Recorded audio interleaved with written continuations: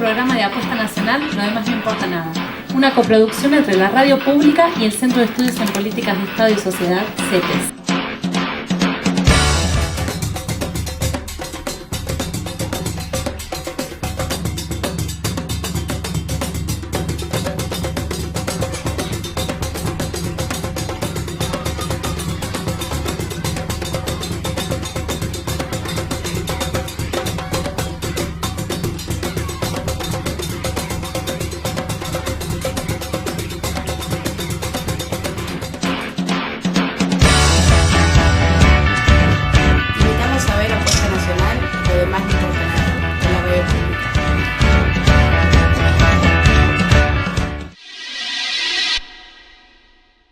Bienvenidos a la segunda temporada de Apuesta Nacional, Lo demás no importa nada, una coproducción entre Radio Nacional y el Centro de Estudios en Políticas de Estado y Sociedad, CEPES.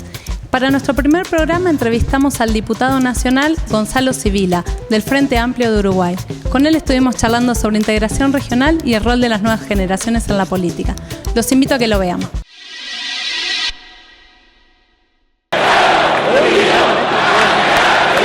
Es un respaldo enorme el que ha dado el pueblo uruguayo a esta fuerza política para seguir cambiando, para mejorar hacia objetivos mucho más ambiciosos. Es una enorme responsabilidad que asumimos con serenidad y con confianza. Muchas gracias desde el fondo del corazón. Muchas gracias. Bueno, por un lado implica la continuidad de un proceso que se inició en el año 2005 y que ha venido transformando el país a favor de las grandes mayorías, digamos, en el mismo sentido en que ha sucedido en otras partes de nuestra América Latina, acá en la Argentina, y en los procesos que estamos viviendo desde hace ya más de una década. Así que por un lado es continuidad, por otro lado nosotros decimos que es profundización, o sea, entendemos que no puede sostenerse un proceso de transformaciones de cambio sustantivo en la sociedad si esas transformaciones no se profundizan. Y bueno, es una etapa para profundizar. Los desafíos planteados son diversos, hay cosas que quedaron planteadas de los gobiernos anteriores y las cuales hay que hoy aplicar, concretar en políticas específicas que deben ser ejecutadas. Entre esos están algunos proyectos que han tenido trascendencia incluso internacional, como el proyecto de despenalización del cannabis, de regulación del mercado del cannabis. Pero tenemos una enorme agenda. Yo creo que hay un primer gran capítulo que tiene que ver con la política exterior, que debe ser una política de orientación latinoamericanista, de integración. Esa es la visión del Frente Amplio, así está plasmado en su programa. Hay que profundizar los mecanismos de integración existentes porque tenemos un cierto estancamiento en el proceso de integración en algunas áreas, más allá de la voluntad política de los gobiernos, y bueno, Uruguay tiene que contribuir desde su modesto lugar a eso, porque además es un país que, más allá de su pequeño porte, ocupa una posición geopolítica estratégica en el continente, y que en materia de política exterior también a lo largo de su historia ha oscilado, y debe tener una línea clara, contundente, que nos permita construir un gran proyecto nacional, que para nosotros es un proyecto latinoamericano, no es un proyecto de patria chica. Y bueno, después, ligado a todo esto, porque esto yo creo que es una precondición de lo demás, la transformación de la matriz productiva, el agregado de valor a nuestra producción, la distribución de la riqueza, que bueno, es uno de los grandes objetivos de nuestros gobiernos, el seguir mejorando las condiciones de vida de los trabajadores, de los sectores más vulnerables. Nosotros tenemos al día de hoy un 10% de pobreza. Nos proponemos eliminar la pobreza en este periodo. Es un objetivo grande, importante, pero bueno, hemos logrado reducir mucho la pobreza y la indigencia en el Uruguay. Vamos a implementar también un sistema nacional de cuidados, que es una política pública dirigida a democratizar los cuidados, a socializar de alguna manera los cuidados, y que el Estado juegue un rol importante para cuidar, valga la redundancia, que los cuidados no recaigan solamente sobre las mujeres, como recaen en gran medida en las sociedades nuestras, y que haya una ayuda del Estado para las situaciones, sobre todo de personas dependientes, de discapacitados, de adultos mayores, de niños que necesitan cuidado y el Estado tiene que hacerse responsable también de eso. Ese es un buque insignia, digamos, de este tercer periodo. Y así un montón de capítulos de políticas sociales y de políticas productivas que creemos que necesariamente tienen que ir en la dirección de un salto en calidad para que este proceso dentro de 5 años sea ratificado nuevamente y siga avanzando en la dirección de la emancipación y la igualdad, que son esos objetivos que nos planteamos y que ahora estamos también discutiendo en este foro acá en Argentina, ¿no?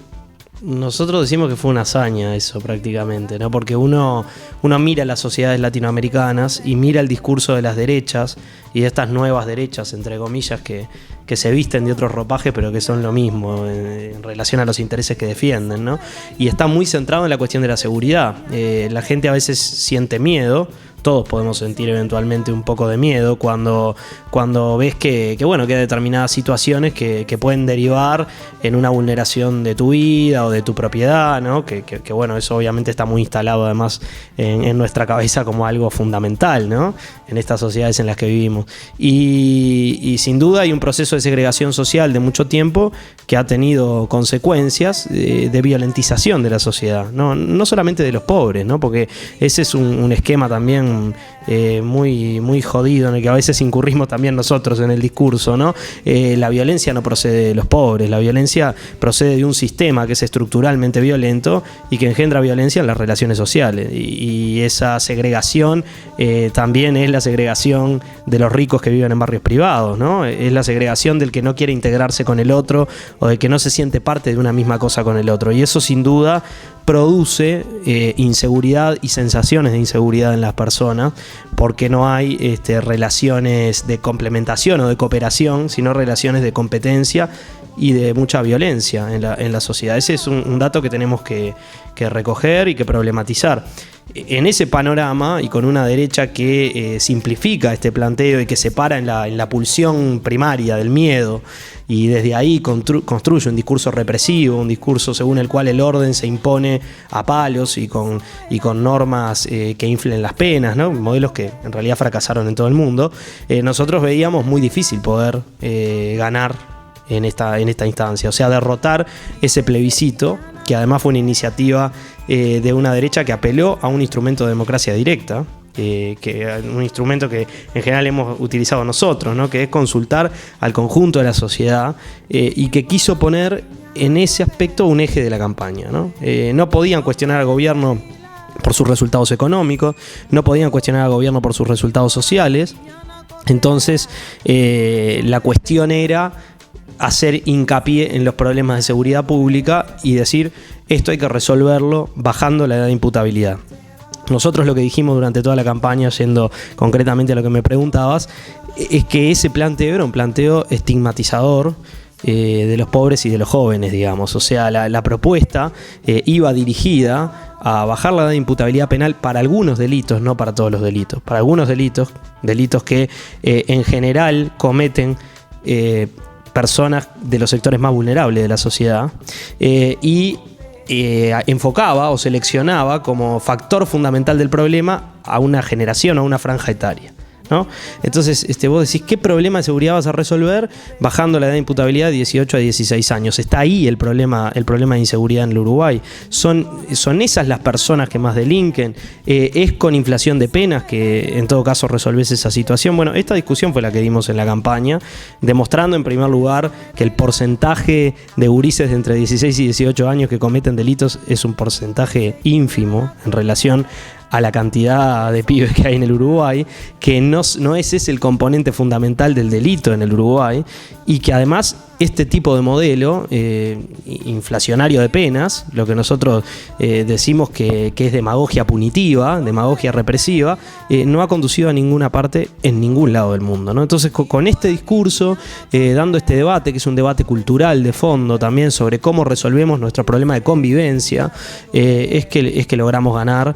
Ganamos por poquito, esto también hay que decirlo. O sea, la propuesta de la baja de la edad de imputabilidad recogió un 48% de los votos aproximadamente, o sea que casi la mitad de la población acompañó esa propuesta, puso una papeleta para decir que había que reformar la Constitución de la República para bajar la edad de imputabilidad. Por ende, el trabajo que tenemos que hacer en términos de batalla cultural, ideológica y también de transformación de las relaciones sociales para mostrar resultados distintos con otro tipo de políticas es un trabajo enorme. Pero lo más lindo de todo esto es que primero que quedó demostrado que con política y con voluntad y con militancia se puede cambiar todo, ¿no? O sea, hay realmente una primera lección, un primer aprendizaje, que es decir, aquello que decíamos medio resignados, esto sale y no hay forma. No, todo se puede con voluntad y con energía transformar, ¿no? También en este plano. Y lo segundo, que hubo un montón de gurises que se acercaron a militar por esta causa, ¿no? Una marcha de 50.000 pibes antes de la votación, antes del plebiscito, que fue un grito de libertad, de reivindicación de la juventud. Entonces, cuando se dice también los gurises no participan, no están en política, esto era un acto netamente político, no político partidario necesariamente, pero netamente político, y generó algo muy lindo. Algunos hablan de la generación del no a la baja, y bueno, ojalá podamos con esto generar muchos cambios más, ¿no? Se está dando a veces de forma medio natural adentro de las organizaciones y otras veces un poco a los codazos, digamos, ¿no? Como se dan las cosas, como se da la cesión de poder en política. A veces es difícil que alguien diga yo me voy y que venga otro, ¿no? Eso es complicado, es algo que tenemos que aprender también, porque ese acto de generosidad es un acto de reproducción del proyecto político, no es un mero renunciamiento, digamos. Y eso a veces cuesta, pero se está haciendo. Son varias las organizaciones históricas del Frente. En mi caso, yo pertenezco al Partido Socialista, pero hay muchas otras organizaciones que han incluido jóvenes en sus listas, en sus propuestas electorales. Bueno, algunos hasta encabezamos nuestras listas, o tenemos responsabilidades políticas de conducción en nuestras organizaciones, y eso se ha hecho con militancia. Básicamente uno dice, bueno, tu trayectoria de vida y de militancia es más corta porque sos más joven, ¿no? Pero si tenés 10 años militando por un proyecto, trabajando en distintos frentes, y bueno, a veces naturalmente la gente dice, este sirve para ahí, y bueno, capaz que un poco arriesgadamente te elige, y a veces sale bien y a veces sale mal. Esa es un poco la experiencia de los recambios y de la renovación en política, ¿no? Pero creo que está pasando. No pasó sustantivamente en los niveles más altos del Poder Ejecutivo. Tabaré es un hombre grande y su equipo de gobierno está básicamente conformado por gente mayor, digamos.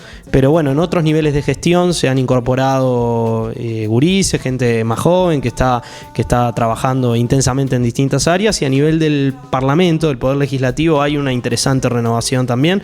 Así que creo que en el periodo que viene ese proceso va a terminar de completarse. Nosotros en realidad valoramos a nuestros viejos referentes. Esto no se trata de tirar a nadie por la ventana, ¿no? Se trata de combinar la renovación con la experiencia, el aporte de viejas generaciones que todavía tienen mucho para dar, y el de los que llegamos a militar hace menos tiempo. Pero bueno, en una sociedad que tiene algunos rasgos un poco conservadores en esto de los cambios de liderazgos, de los cambios políticos, es a veces un poco más difícil, pero lo estamos logrando, y se va haciendo carne en la sociedad uruguaya la idea de que generaciones que a veces están un poco excluidas de la conducción política tienen que ser necesariamente incorporadas para que los proyectos se fortalezcan, y además para mostrar algo que yo en particular valoro mucho del proceso argentino, ¿no? Que es la idea de que los pibes pueden hacer muchas cosas positivas, muchas cosas que tengan que ver con pensar en los demás, con entregar su tiempo y su energía a causas que los trasciendan, y bueno, esa es la mejor forma de batallar contra la idea de que la juventud está perdida, como se dice por ahí, o de que estamos todos para la nuestra y que solo nos importa lo privado. Eso se combate con práctica, eso se combate abriendo la cancha, eso se combate generando movilización juvenil, generando política entre los jóvenes, y ese creo que es un gran desafío que tenemos por delante. Llegamos al final de nuestro primer programa de la segunda temporada de Apuesta Nacional, Lo demás no importa nada. Los invito a que la semana que viene nos sigan acompañando en la web de la Radio Pública.